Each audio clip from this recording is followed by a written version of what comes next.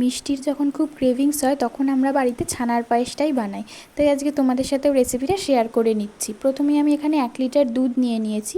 প্রথমবার আমি যখন ছানার পায়েস বানাই তখন আমার পায়েসের দুধটাও কেটে গেছিলো। ইনফ্যাক্ট এটা আমি একা না, অনেকেই ফেস করেছি, কিন্তু এর একটা কারণ আছে। কারণটা আমি বলছি।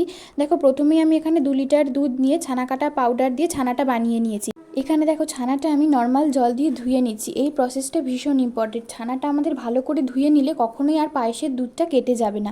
এখানে আমি কড়াইতে 500 দুধ নিয়ে নিয়েছি। দুধটা একটু ফুটে উঠলেই এর মধ্যে গুঁড়ো দুধ অ্যাড করে দিয়েছি, সাথে চিনিও অ্যাড করে দিয়েছি। তারপর দুধটা একদম ফুটে উঠলে তার মধ্যে ছানাগুলো দিয়ে দিয়েছি। দেখো, ছানাটা আমি এখানে হাত দিয়ে কিন্তু ভেঙে ভেঙে নিয়েছি। ছানাটা ভালো করে জল ঝরিয়ে নিতে হবে, জল ঝরে গেলে হাত দিয়ে ভেঙে নিতে হবে। এরপর তোমরা যেরকম থিকনেস রাখবে সেই অনুযায়ী দুধটা ফুটাতে পারো। আমার যেমন একটু কম থিকনেসই ভালো লাগে। দেন আমি এটা ঠান্ডা করার জন্য ফ্রিজে রেখে দিয়েছি। 1 ঘন্টা মতন এটা সেট হয়ে গেলে ওপর থেকে আমি কাজু পেস্তা ছড়িয়ে দিয়েছি। ব্যাস, আমাদের ছানার পায়েস একদম রেডি।